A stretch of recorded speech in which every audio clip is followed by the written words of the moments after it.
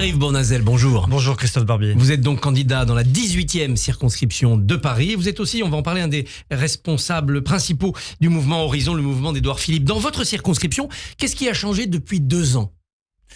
Ce qui a changé, c'est peut-être, c'est ce que me disent en tout cas mes concitoyens, ce qui a changé, c'est qu'il manque un député qui s'occupe des habitants, quel que soit leur quartier, un député de proximité, un député à l'écoute, qui les respecte, qui les rassemble, et puis un député qui a la tête sur les épaules, un député qui a du sang-froid et qui défend les valeurs républicaines, démocratiques et de progrès.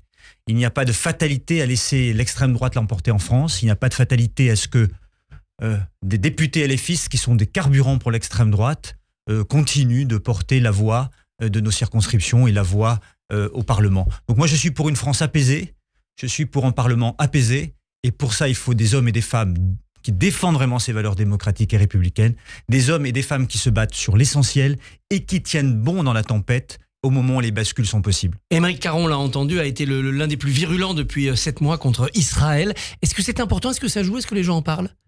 Je crois que sa virulence a choqué beaucoup de nos concitoyens. Et je ne parle pas de nos concitoyens de confession ou de culture juive, bien sûr, qui ont été touchés dans leur chair, mais je parle de tous les citoyens.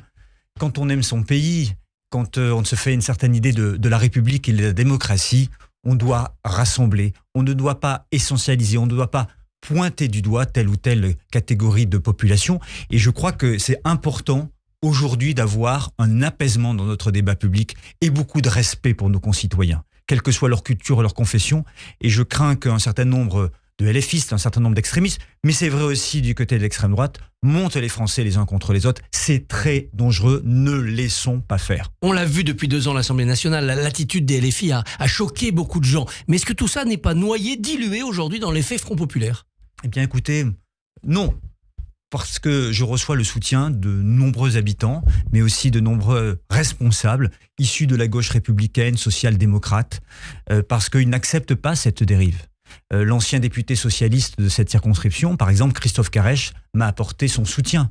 Parce que sur l'essentiel, sur ces valeurs démocratiques et républicaines, nous sommes d'accord. La lutte contre l'antisémitisme, la lutte contre la haine de l'autre en général doit être un combat de toutes et de tous, et on ne peut pas reculer. Il faut être intransigeant sur ces questions-là, et il faut se battre contre celles et ceux qui essayent évidemment de diviser la société française, celles et ceux qui nourrissent une forme d'extrémisme. L'extrémisme en nourrit un autre. C'est un danger pour notre société, c'est un danger pour notre nation. Comment définiriez-vous votre candidature ? Vous êtes de droite, de gauche, philippiste, macroniste ? Je viens de la droite modérée. Je suis soutenu par Édouard Philippe, mais je suis soutenu aussi par des hommes et des femmes issus de la gauche républicaine et social-démocrate, parce que je suis un homme libre, indépendant d'esprit, que j'aime d'abord mon pays, que je suis fidèle à ma circonscription. J'y vis, je suis élu depuis 16 ans du 18e arrondissement, on me connaît, je sais travailler avec les autres, je suis un homme de dialogue.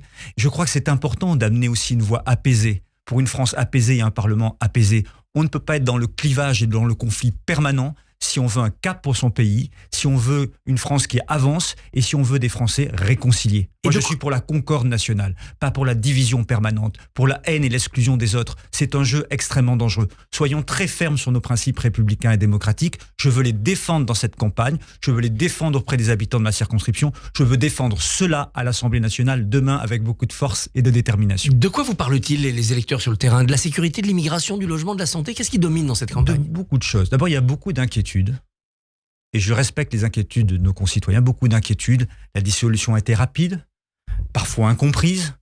Il y a aussi des inquiétudes quant à l'avenir. Que va-t-il se passer ? Est-ce que les extrémistes vont être plus forts ? Donc ce combat contre l'extrémisme politique est un combat important que je mène. Et c'est pour ça que je veux rassembler très largement dans cette circonscription des hommes et des femmes qui sont issus de sensibilités différentes, mais qui se retrouvent sur l'essentiel. De quoi parle-t-il ? Bien sûr, il parle du pouvoir d'achat parce que la vie est chère. Il parle du logement parce que nous sommes à Paris. Il parle de justice et de tranquillité et de sécurité dans certains quartiers. Il parle de transformation écologique face à un monde qui doit être en pleine mutation pour changer nos comportements en termes de production et de consommation. Il parle de sujets de vie quotidienne, on me parle aussi de laïcité, on me parle de culture. Vous savez, la 18e circonscription, c'est aussi des hommes et des femmes issus de cultures très différentes. Et ce qu'il faut, c'est les protéger. Et il ne faut pas justement cibler des catégories de population. Vous savez, moi j'ai vu les évolutions à Paris depuis des années. il faut dire les choses telles qu'elles sont. On a vu depuis des années un certain nombre de compatriotes de culture ou de confession juive quitter un certain nombre de quartiers. On l'a vu en Seine-Saint-Denis il y a longtemps, mais aussi des quartiers de l'Est de Paris pour aller plutôt dans l'Ouest de Paris. J'avais sonné l'alerte avec d'autres il y a très longtemps. Pourquoi ?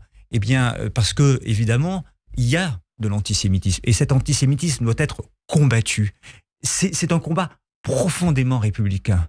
Et si on n'est pas capable de le mener, et si au contraire on l'évite, alors les choses vont s'aggraver. Et donc, il y a urgence à agir, et moi j'appelle à un sursaut. Contre ce risque d'antisémitisme, qu'il vienne de l'extrême gauche ou de l'extrême droite, est-ce qu'à l'Assemblée, le 8 juillet, il faudra envisager, s'il le faut arithmétiquement, un arc républicain allant de François Hollande à Olivier Marleix en passant par vous ? Il va falloir absolument créer une majorité nouvelle, inédite. La majorité qui est en place, elle a été dissoute. Il faut recomposer. Il faut recomposer avec tous les républicains de droite modérée qui refusent l'alliance avec le RN, de gauche qui ne se compromettront pas avec les LFistes les plus radicaux. Il faut être capable d'avoir l'amour de son pays d'abord, de défendre ses valeurs républicaines et démocratiques avant tout, et de donner un cap au pays et d'être capable sur l'éducation, d'être capable sur la justice, la sécurité, d'être capable sur la transformation écologique, sur la lutte contre la crise financière, de travailler ensemble et de défendre son pays. Jordan Bardella, dans Le Parisien ce matin, dit qu'il refusera d'aller à Matignon s'il n'a pas une majorité absolue. Il ne veut pas de cohabitation avec une majorité relative. Il a raison ou c'est un chantage institutionnel ?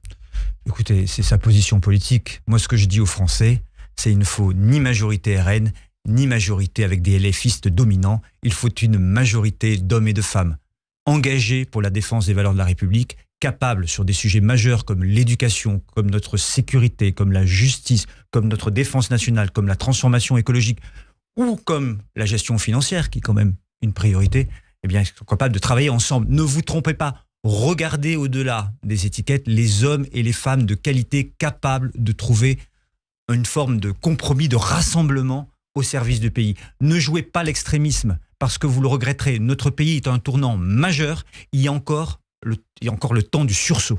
Quelle sera la stratégie d'Horizon ? Quelle est la stratégie d'Horizon dans cette élection législative ? Vous êtes à la recherche de cette majorité ? Vous avez présenté plus de candidats que la dernière fois.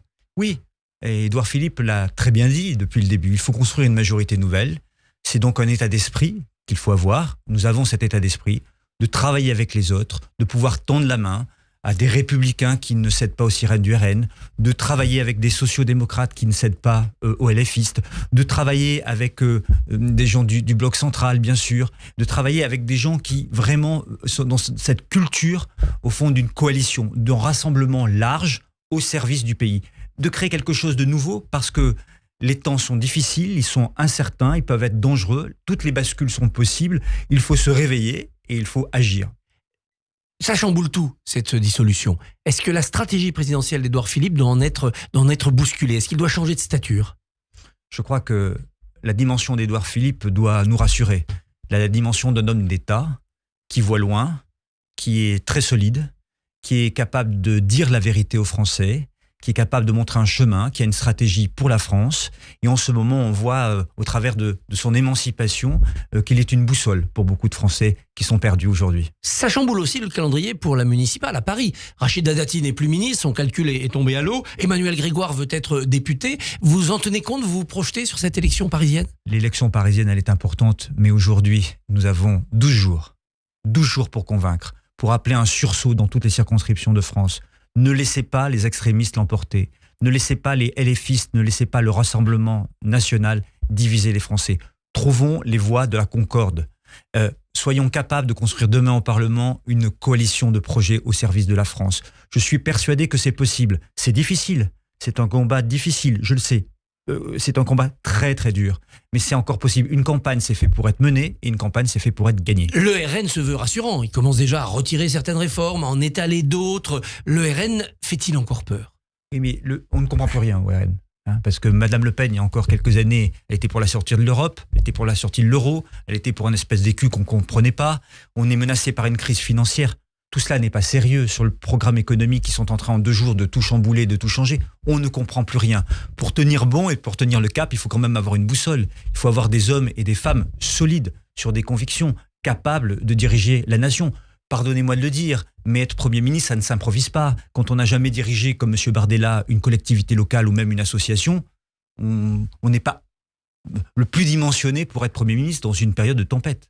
On voit la majorité ne pas présenter de candidat face à certains adversaires, socialistes modérés comme Jérôme Guedj ou des LR. C'est déjà le brouillon de cette alliance républicaine que vous appelez ? Mais je crois que ce n'est pas un brouillon, mais en tout cas, c'est une possibilité, bien sûr. Moi, je souhaite que ce soit un élargissement. Il faut savoir travailler encore une fois avec les autres. L'essentiel est en jeu. Bien sûr qu'il y a des sociodémocrates, bien sûr qu'il y a des gens qui peuvent venir de LR. Quand ils ne sont pas dans la compromission, quand ils sont clairs sur leur cap, on a pu avoir des combats différents dans le passé. Ils ont pu être dans l'opposition jusqu'à présent. Je crois qu'il y a quelque chose de nouveau à construire. Cette majorité nouvelle, inédite, qu'il faut porter au service du pays. Cette droite modérée dont vous venez, elle s'est fracturée depuis quelques années, encore plus cette fois-ci.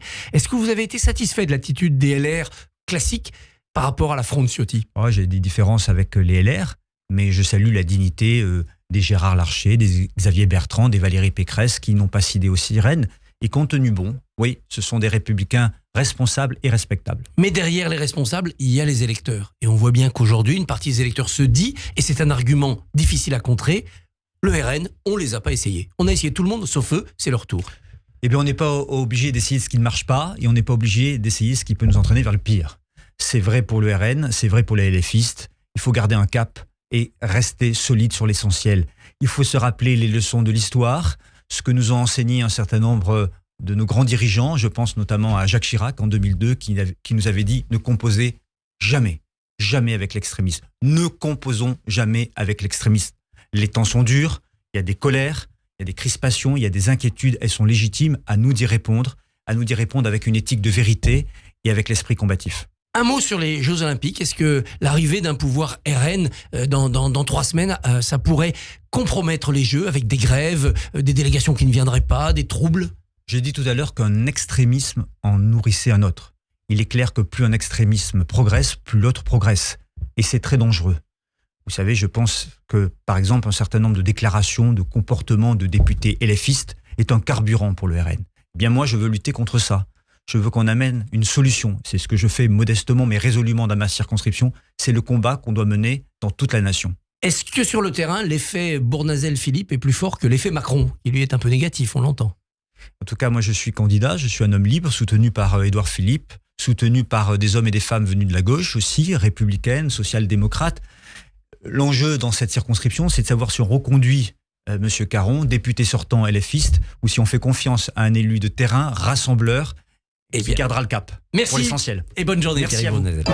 Merci Christophe, on vous retrouve demain à 7h45. Votre invité sera Dominique Faure, candidate de la majorité présidentielle en Haute-Garonne. Radio J.